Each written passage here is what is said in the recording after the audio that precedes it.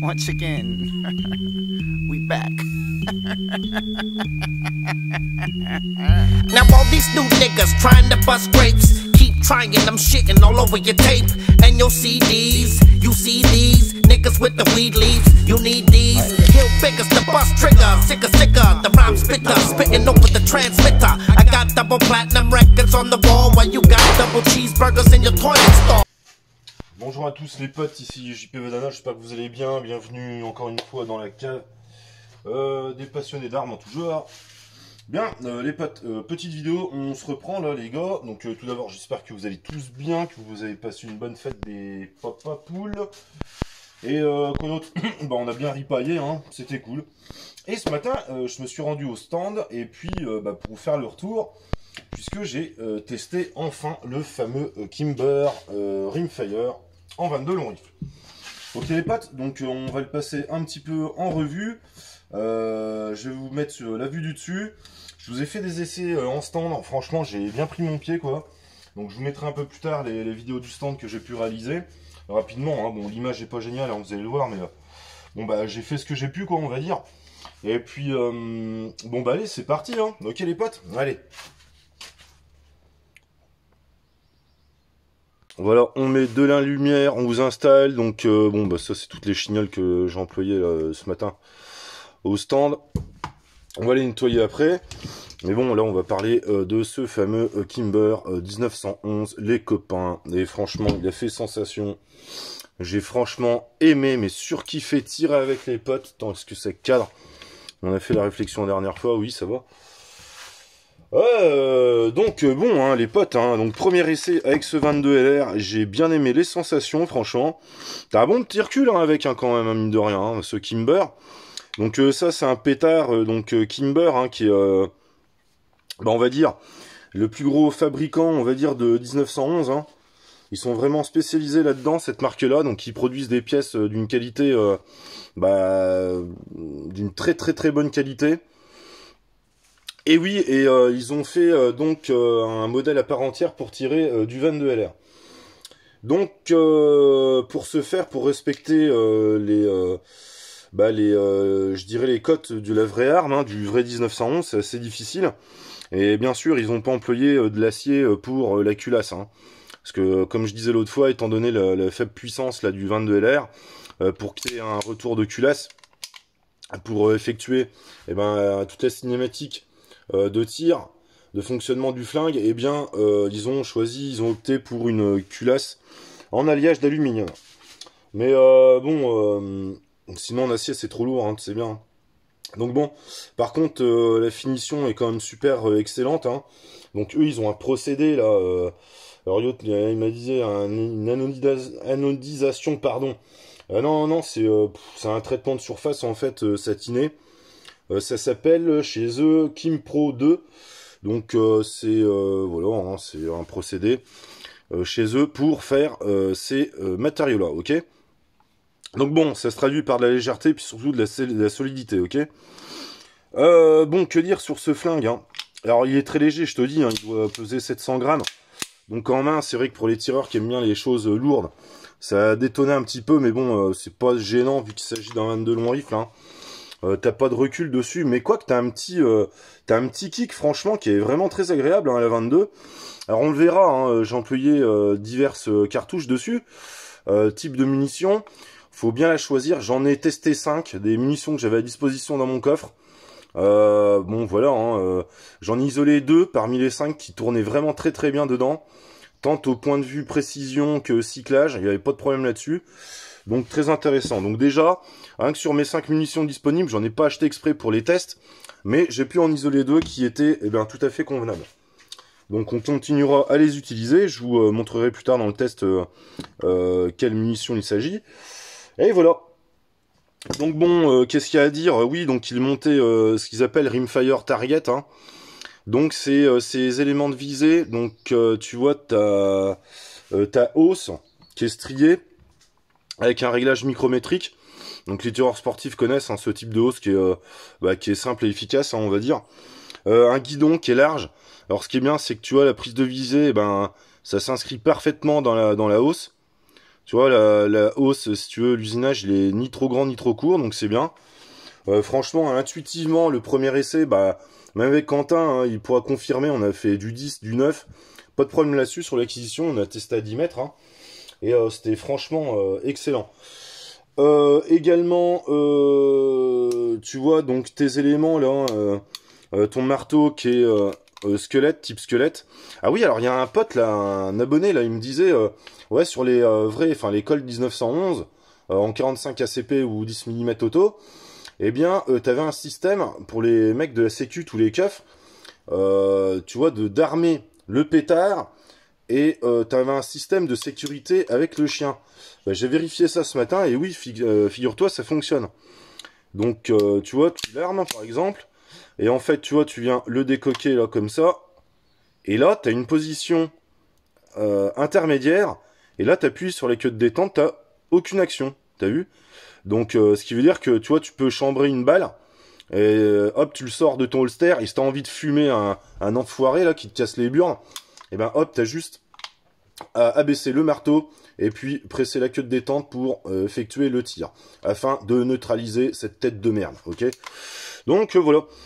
Également, match, c'est la queue de détente, hein, on en parlait. Donc, une queue de détente allégée qui est là. Et puis, t'as une petite vis.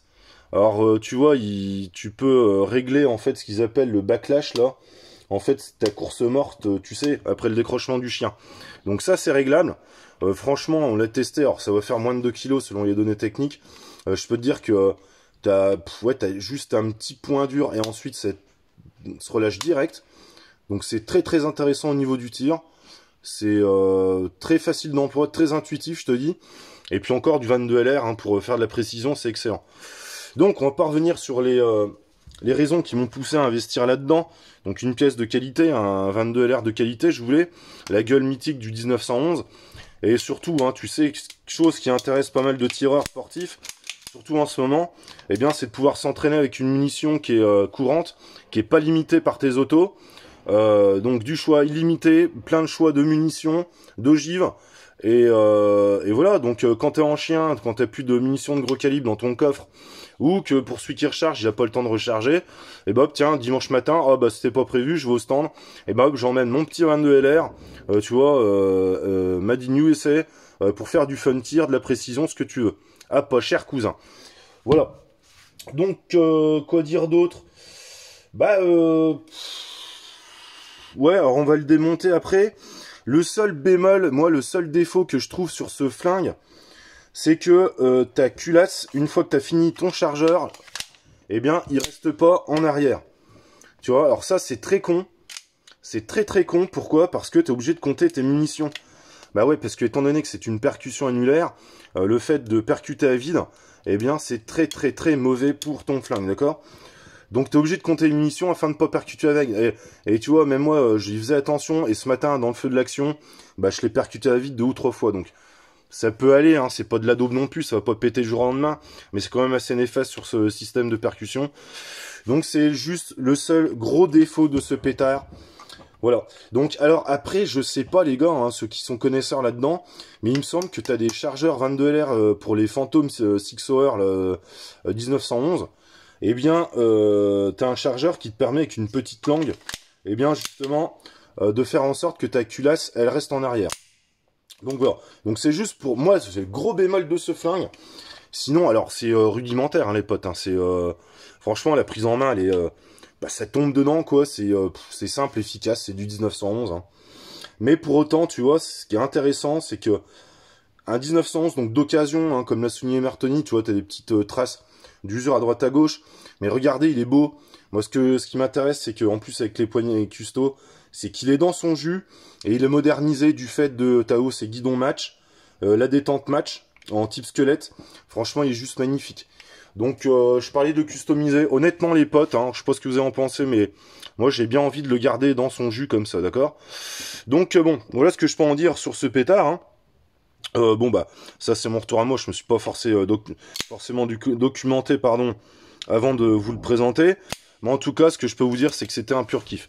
Donc là, qu'est-ce qu'on va faire? Ce que je vous propose cette vidéo, après mon petit retour, puis la petite présentation avec mes maigres connaissances que je peux en faire. Hein. Ok, donc je vais vous passer mes images de stand. On va voir lesquelles cartouches ont été les plus efficaces. Je vous laisse visionner. Et puis ensuite de quoi, les gars, on va le démonter. Et pour voir un peu...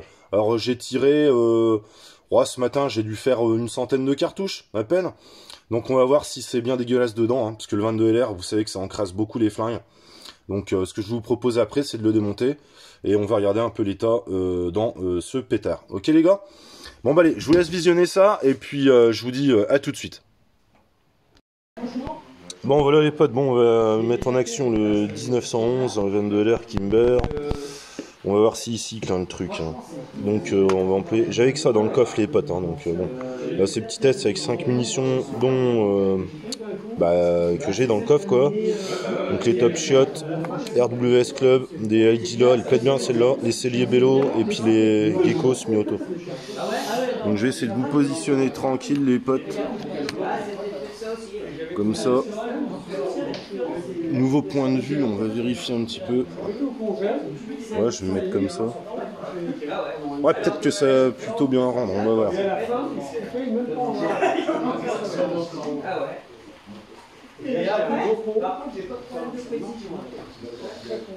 Ok, bon. On va faire de la Top Shot.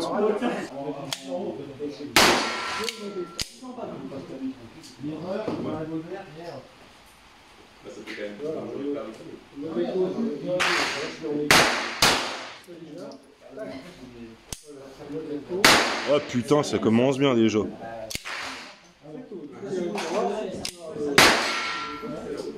Donc les Top Shots déjà.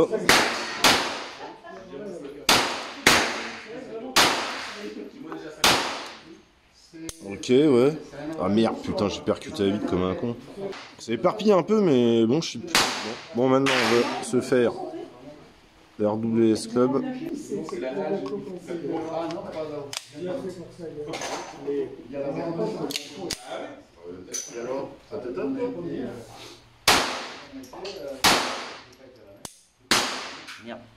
Ouais.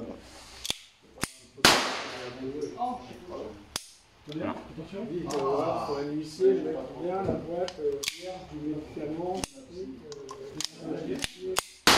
Non, mais c'est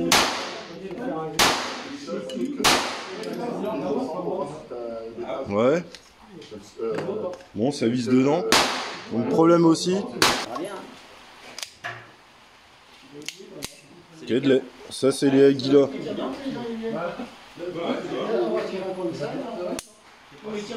Putain.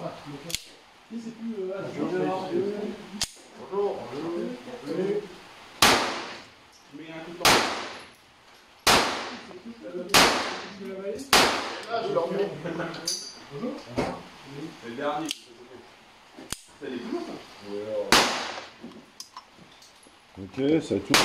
Faire gaffe au chambrage. C'est lié Bellotte. Donc là c'était de la Aguila. Ah putain, comment que j'ai groupé là avec les Aguila. Avec les Aguila, je suis tout dans le 10 les gars. C'est lié Bellotte.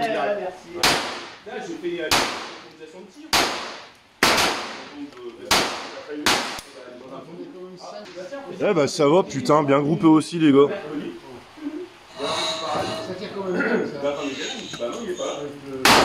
Putain, en plein 10, ouais, putain, cool. Elles vont bien celles-là, ouais. Ouais. Ah bah tu vois. Hein. Bah, regarde, Aguila, c'est les vélos, regarde, je suis tout dans le 10. T'as vu? Aguila aussi. Ah, pourtant, tu vois, j'aurais pas parié hein, sur celle-là. Bah ouais. Ah non. Tant Cara, elles sont précises. Je vais essayer les semi-auto Gecko. Plein centre? Ouais. Plein centre, tu caches? Ah ouais, je cache plein centre, donc putain, bien réglé le truc.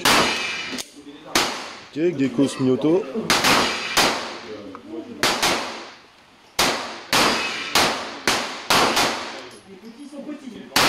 Ouais. Pas de problème de cyclage, par contre, t'as vu, elle shoot un peu. Ouais, donc très bon résultat avec les Cellier Bello et Aguila. Honnêtement, c'est cool. Putain, je suis content. Hein. Et tu vois, fun à tirer. Hein. Pas trop lourd. Putain. Excuse-moi. Fifi, on tremblait.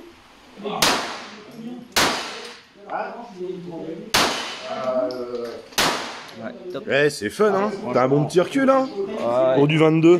J'adore ces petits trucs en 22 là en ce moto, franchement. C'est génial. Ouais, salut.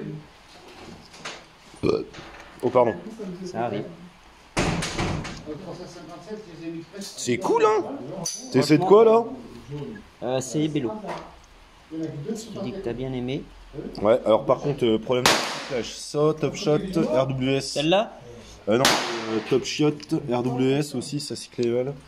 J'ai eu un petit incident avec la Aguila, mais je pense que tu vois, j'ai mal engagé la culasse. Oh, il est content. Ouais. Putain, il est en plus. Je surkiffe.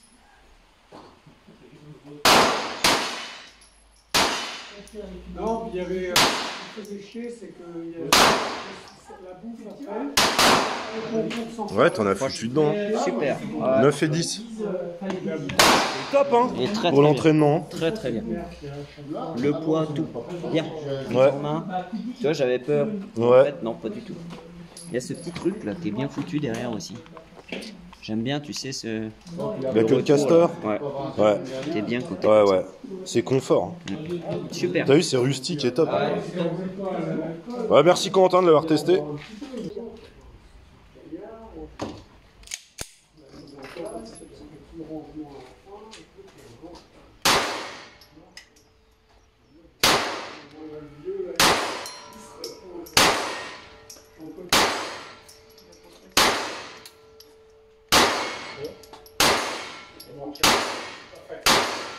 Il y a une tension nerveuse pendant 10-12 minutes. Bon bah voilà les potes, on se reprend. J'espère que vous avez aimé les petites séquences au stand. Hein. Bon bah c'était filmé un peu à l'arrache.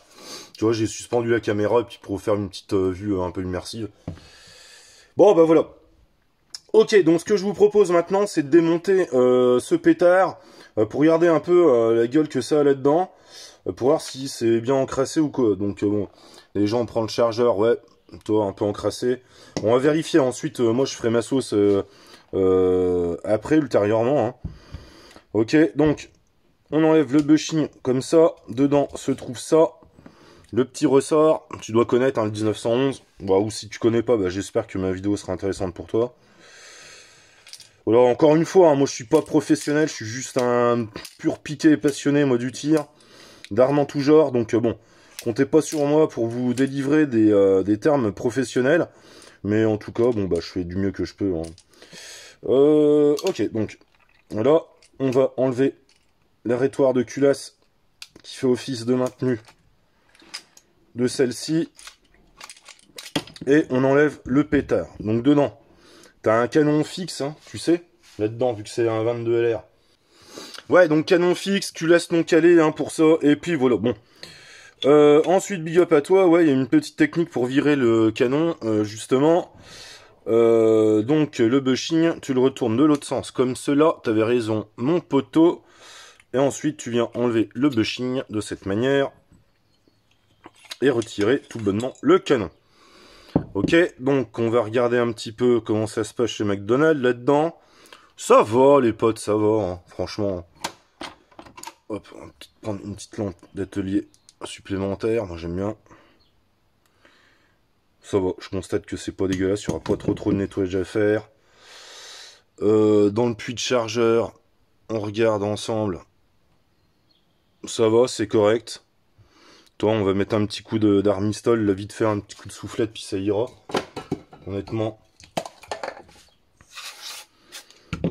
Franchement, petit coup de brossette, soufflette, et puis ça fera le taf. Hein. Le canon. On va le chauffer ensemble, les potes. Alors, lumière. Que je regarde ça. Ouais, quand même assez dégueu. Mais ça va quand même. Ouais, je sais pas s'il y aura grand chose. En tout cas, le canon était nickel. Bon, bah ça va. Un peu de merde là, tu vois, ici et là. Mais bon, ça va, l'état, après 110 cartouches, on va dire, est plus que correct. Hein. Franchement, ça n'a pas trop encrassé. Donc on est bon, il est quand même assez bruel. Et voilà. Donc veillez à pas trop surgraisser. Hein. Je vous renvoie sur la chaîne de Cyril CTS qui nous explique comment nettoyer ses flingues. Franchement, de mettre beaucoup de graisse, ça sert à rien. Un coup de soufflette et puis il est neuf le truc. Voilà. Donc ouais, pas trop de graisse, hein, je disais là-dessus. Tu mets juste un petit peu d'huile sur tes guides. Hein. Et puis voilà. Ok les potes. Donc bon, bien satisfait de ce truc. Bon, je vais mettre un petit coup de borsneck là-dedans aussi. Bon, mettre un petit coup de ça. Enfin bref, je vais faire ma sauce plus tard. Ok les potes. Donc bon, c'était la petite vidéo revue là-dessus. Hein. Donc bon, je peux te le remonter si tu as envie. Donc tu vois, c'est très simple, hein, c'est basique. Hein. Ça que j'aime bien, du 1911, plus tu te prends pas la tête. Hein, c'est toi, c'est vite démonté, c'est vite remonté. Pour faire tes opérations de maintenance et de nettoyage, bah, c'est très très bien. Alors il y aura peut-être sûrement des points que j'aurais oublié de vous parler. Si vous avez envie d'aborder quelconque point que j'ai pas évoqué dans la vidéo, bah les gars... Oh merde! Putain de tête de con, là, enculé de merde! Excusez-moi, j'essaie d'être poli et courtois et calme sur cette vidéo. Et il y a tout le temps un raté ou quoi. Mais bon. Bon, on se reprend les potes. Voilà, donc qu'est-ce que je disais? Ouais, donc si t'as des questions à la con, là, mormoilneux à me poser, et ben tu me les poses et puis c'est tout. Hein. Déjà, faut mettre ça. Oh, quel con, putain. C'était bien parti. Oh. Donc ouais, je m'efforcerai d'y répondre. Et puis si j'ai pas la réponse, bah, ce qui est pas mal, c'est que j'ai vu vous répondez entre vous, donc c'est bien parce que même entre vous les gars, hein, vous arrangez votre sauce, hein, vous parlez mutuellement, donc c'est cool. Des fois j'interviens, des fois j'interviens pas. Hein. Bon, vous démerdez. Hein. Des fois ça se fout sur la gueule ou quoi, mais moi j'en ai rien à foutre. Donc voilà. On remet ça comme ça. On vient faire coïncider ça. Et voilà. Super simple. Tonton. Voilà. Et voilà. Et là, ton pétard, il est prêt à faire feu. Ok? Donc voilà ce que je peux vous dire sur cette présentation sommaire de ce sublime Kimber 1911. Moi, je le kiffe. Hein. Ok? Donc c'est vrai, il a des petites tenues, c'est un occasion, mais franchement, c'est du vintage, du 1911. Et regardez, moi j'aime bien les ailettes là qui sont polies sur les técos. Il est magnifique comme tout, avec sa petite crosse custo, la petite queue de détente squelette, voilà, la petite culasse là, le petit cran là, poli aussi. Donc franchement, moi je dis ça le fait, on va pas le toucher, je le trouve magnifique comme ça. Et les sensations tir sont excellentes les copains, ok? Donc gaffe aux cartouches que vous employez là-dedans. Mais putain, ça groupe quoi. Ça groupe, c'est fun, c'est cool quoi. Hein. Honnêtement. Hein. Donc voilà les potes, ok. Bon bah, j'ai pas besoin de vous remontrer ma ganache. Hein. Je vous souhaite une bonne fin de dimanche ou une bonne semaine. Je sais pas quand est-ce que je vais uploader la vidéo. Et puis voilà, bon allez, on se laisse sur ces images débiles dont j'ai le secret. Vive la passion, vive le tir, prenez soin de vous. Et on se revoit sur une prochaine vidéo. Moi je vais nettoyer tout mon joli merdier. Oh, je kiffe. Oh, ça c'est pareil. Qu'est-ce que tu veux que je te dise? Ça c'est exceptionnel. Donc je sais pas si cette présentation modeste vous aura plu. Si vous avez envie que je vous présente mes autres 4B de la même manière, on va dire, hein, faire un petit tour technique vite fait, ce que j'en pense, eh ben n'hésitez pas les copains, ok? Voilà. Allez, bye.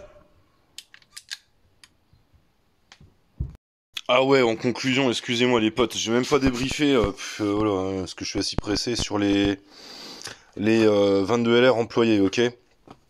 Donc, j'ai récupéré la cible. Après, j'ai pété au 9 mm dedans, là. Ici, j'ai groupé là au 9 mm, mais Ce qu'il faut retenir, c'est que Cellier Bello, Aguila, j'ai groupé là. Tout était là. Hein. Donc, de munitions, c'était cool. Les top shots, t'as vu, c'était là, assez éparpillé. En fait, enfin, éparpillé, non, c'est groupé là, mais un peu haut. Et ça, sur le côté, ici, là, c'est les clubs RWS. Donc avec un incident de tir, là, assez à chier. Et là, curieusement, c'est les semi-auto, donc elles ont volé bien plus haut. Hein. Pourtant, je mettais la prise de visée là, hein, donc je cachais là, en plein 10. Pas de souci de cyclage, je me suis bien amusé au gong avec. Mais t'as vu, ça tire vachement haut alors que je visais là. Que là, Aguila et ses Cellier Bello, super bonne surprise les copains. Eh bien, ça a tout mis dans le 10. Hein.